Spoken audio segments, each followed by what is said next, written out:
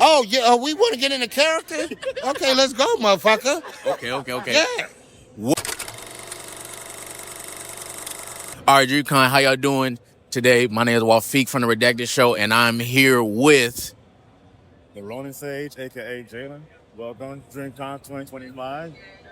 And with that, we are here with not only a great voice actor, but a great actor. Plays, you may see him in Reno 101 as Deputy Jones. You may have seen him in the Boondocks or heard him in the Boondocks. And also, one of the most recent movies is Juror.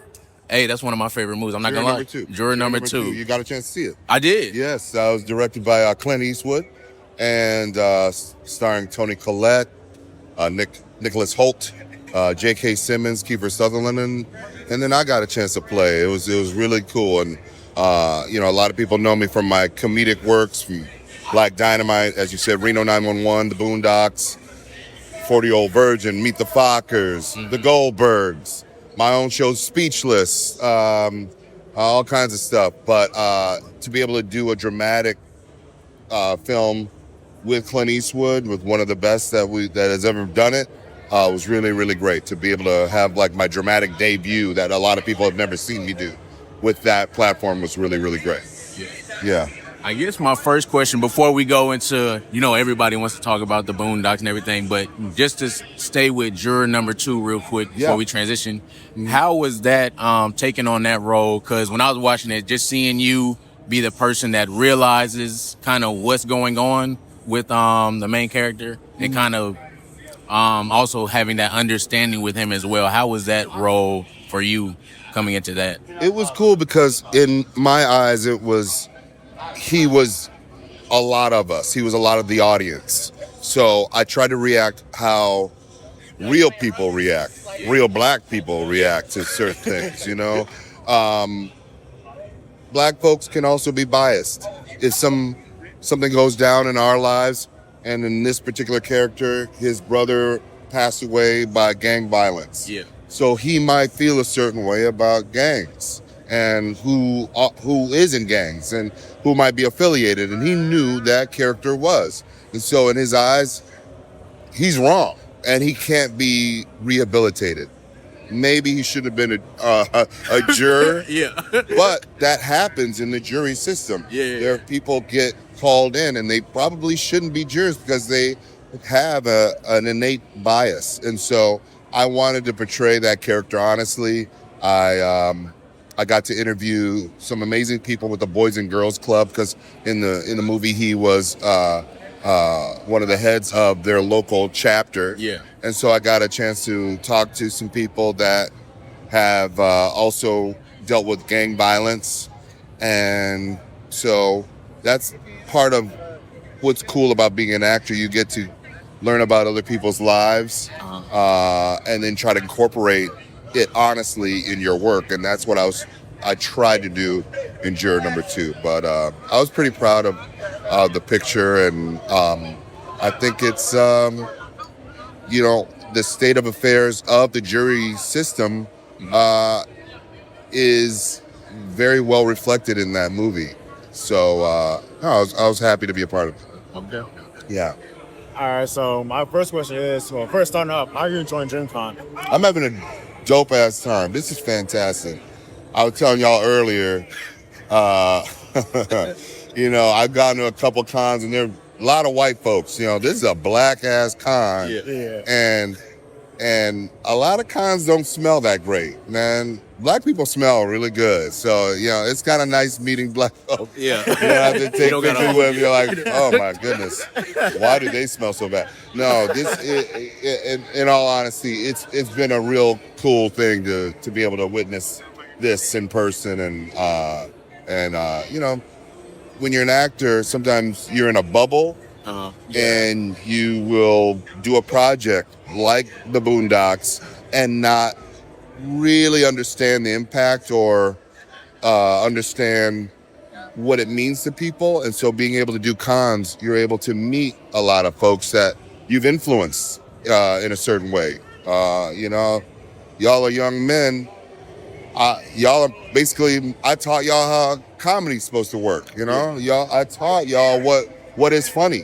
because of what I thought was funny and because what I was taught watching In Living Color, watching Saturday Night Live, Richard Pryor, and I incorporated all that into what I do. So it's really nice to be able to meet fans, touch fans, talk to them about, what, some of the things that I've done have meant to them. It's really great. Yeah. So, what do you enjoy better, voice acting or actual acting? I like all of it, man. No, working is cool. What I get to do is fantastic. It's an honor to be able to use my creativity and what I deem funny, and it actually is aired, or y'all hear it. Is a blessing. So no, I can't choose, man. I think it's an amazing thing because not everyone gets to do what I do. Particularly in voiceover work, just as voiceover work, it's a really hard job to get in. A lot of people want to do voiceover jobs. A lot of people want to be actors. They want to be in entertainment, but they haven't done the work. They haven't done the studying. They haven't gone to school for this, and I have. So just as the advice, if I could give young folks some advice, get educated. If you actually want to be an actor, just because you think you're cute, that doesn't really, Hollywood, everybody in Hollywood is really gorgeous, It doesn't matter. You should know your shit. You should know your craft. You should know what a scene is, how to break down a scene, how to incorporate yourself in each character, how to differentiate, Tom Dubois, good old Tom, he loves his white wife, to Colonel motherfucking Stinkmeaner's in it. You got to be able to switch up and change and be a chameleon. So, yeah, that's that. Okay, so what made you want to start acting? What made me start acting? Sorry, my allergies are bothering me. You good. It's the Houston. It's that Houston, man. I would say why I started acting with my mother. My mother really got me into it. I could tell how much she loved movies and television. She's the kind of lady who would wake me up at 3 a.m. to watch a movie. I'm asleep, and she's like, "Get up, The Godfather's on," or Sound of Music is on, and watching her love for it made me fall in love with it.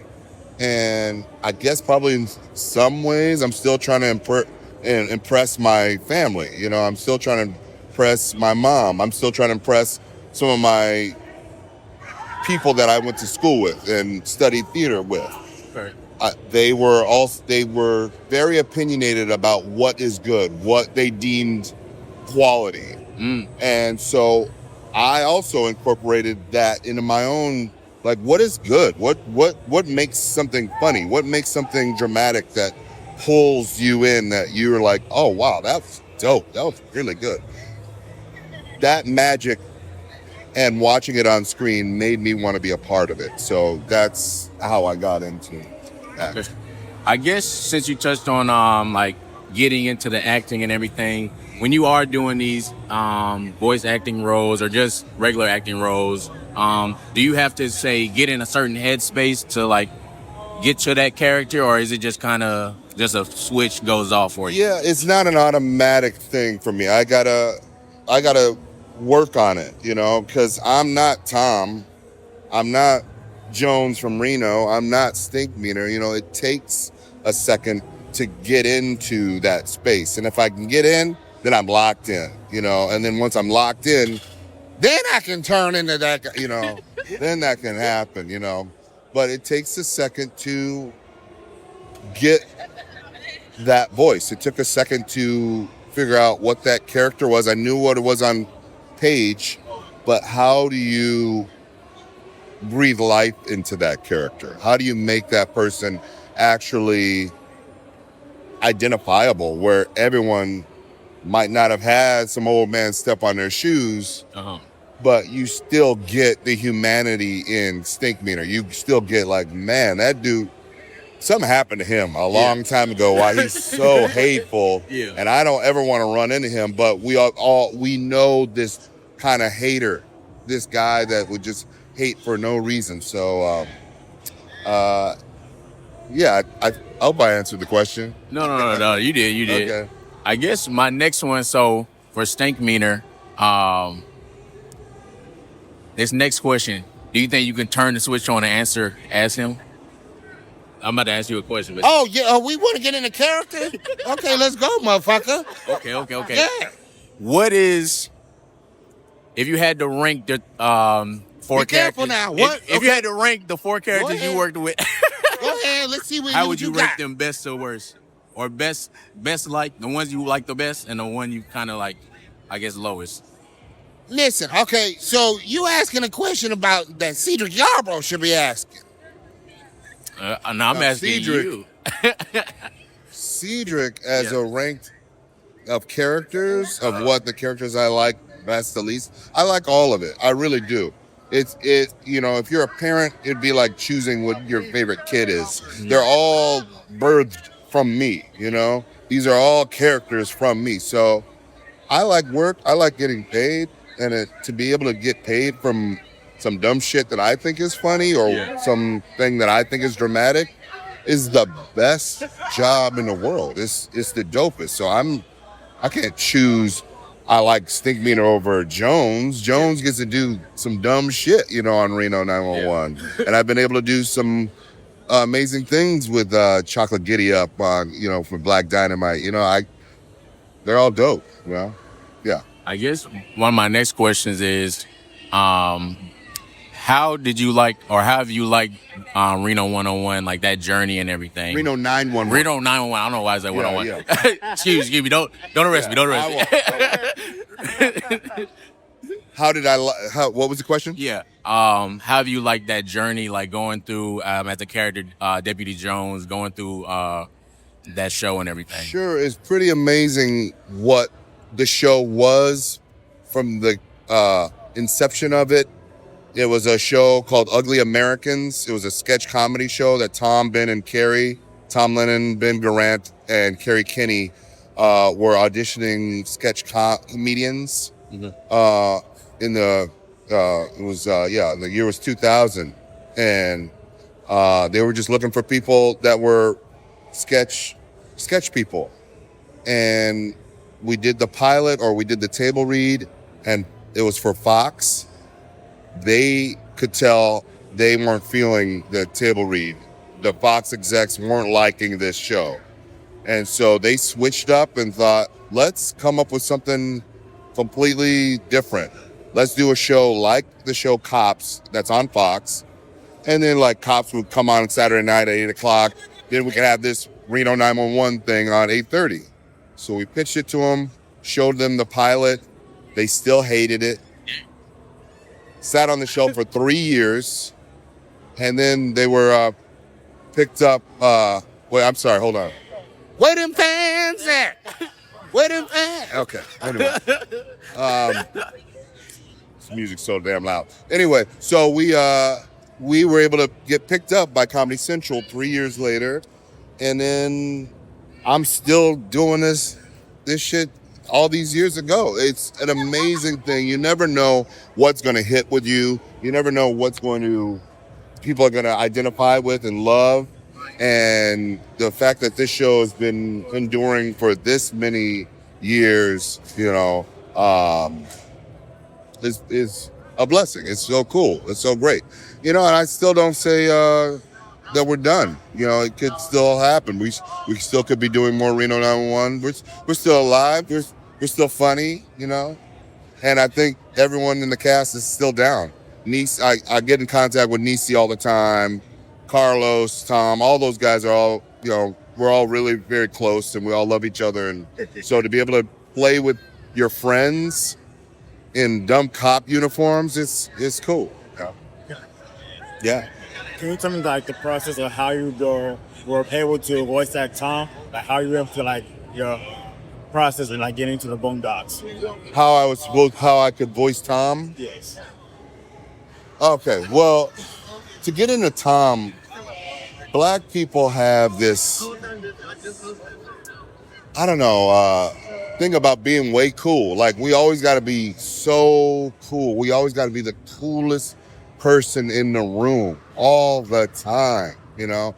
And Tom does not have that.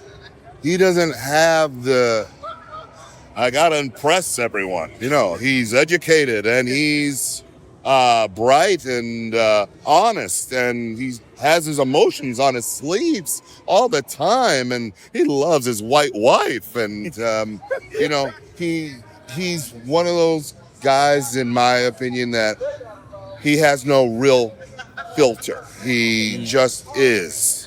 And he knows he's black, he loves black people, but he loves his white wife. He's not, some people call him an Uncle Tom, but he's not an Uncle Tom. Uncle Ruckus is an Uncle Tom. Yeah. He hates black folk. Yeah. Tom doesn't hate black folk, he just likes his white wife. And he's just not cool either. He's the type that will sing Let It Burn in the street, crying over his wife, And that shit's just not cool. And because that he is so honest, we can laugh at his shenanigans, and the audition for it was really fun because I didn't know it was going to be an animated series, Boondocks. I was a fan of the show, or the comic strip, but I thought it was going to be a live action version of it. And so I dressed as Tom. I had a blue suit, red tie. Okay. And I came in as the character already, skeedly doot doot. Yeah. And they loved my interpretation of it, and got to book it. Okay. Yeah. So how was it going from Tom and then transitioning to Stinkmeaner? Well, the story about Stinkmeaner was that we were doing a table read for Granddad's Fight. The first episode Stinkmeaner was in. And we were about to do the table read, and they said, Cedric, would you mind just reading for us this character? We probably are going to get Steve Harvey. I remember them saying Steve Harvey or someone big, really big to be this role. But do you mind reading this? I read the description, and I was like, in my head, Steve Harvey's not doing this role. I'm going to steal this shit. This is too funny. Yeah. And I just put a lot of me in there, and, I came up with this voice really quickly and kind of tapped into it. And by the end of the table read, they were like, yeah, you got this, dog. You got this role. So, and then when they killed off Stinkmeaner in that first episode, it got such love. People really loved that character, and the writers loved it. They thought he was super funny. They were like, we got to get him back. And the fact that you do Stinkmeaner, we got to have him possess Tom. So I was able to do both roles at the same time, back and forth, and that's how that came to be. So who do you enjoy voicing more, is Tom or Stinkmeaner? I love them all, dog. Yeah. Again, he's not gonna answer that one. He's not gonna answer that one. I am answering it in that I like all of it. It really, Stinkmeaner is more stressful to do on my voice, and it's harder to do. Tom is a little bit more in my own timbre. Okay. You probably can even hear Tom in my voice, but he's just a little more up here all the time and a little more clipped, and he enunciates more. Stinkmeaner's up here, and he's like, fuck this shit. So it's a little, it takes more for me to do Stinkmeaner, but I love doing both of them. Yeah. Okay. I guess one of my final questions is, moving forward, is there any other type of roles or movies, ideas that you want to get into more? So I know you got more into like the drama aspect. Yeah, no, I want to just be able to keep doing what I like to do. The fact that I keep working is an amazing thing, but it's also, I think I've started to have a kind of a reputation of being a hard worker, that I will be able to bring something genuine and very different than what other people will bring. And the fact that I keep being able to do it over and over and over and over again is I think a testament to my education, to being committed, and to still be trying to strive to be a better actor. I like actors who are intelligent, who are hardworking, and I try to do that myself. There are a couple people and their careers that I've tried to mimic in a certain way. There are some actors that this stuff comes easy, but it doesn't come easy for me. It takes a lot. So I want to just still be able to do what I want to do. You know, I still want to be able to do dramatic stuff. I want to do, comedies. I want to do more animation. I got more coming out, and so I'm excited about the future, but I really like doing these too. I like doing these cons. That's a whole other performance in itself, you know, to be able to have to do this and beyond for a long time and meet a lot of black nerds. It's a lot, but it's also enjoyable too. It's fun. Yeah. Okay. That was my final question. We did it? Yeah? All right, y'all. So, Sid, I just want to thank you. I just want to thank you for coming on the show. And then my name is Wafiq from the Redacted Show. This is Jalen. My name is Jalen. Don't be Sage, nonsense. Who are you? Everyone, family friendly. And we just finished off our interview with Cedric Yarbrough. Yes, sir. Take care, y'all. Appreciate you. All right. Recipes call me, I'ma show 'em how to shoot. On the 4 or 5, jump in the ass, my crew. Yeah, I'm stepping with a fed, keeping all of the hoes on mute. Pull a little part, could be yellow with a brew. 48 for a quick burns.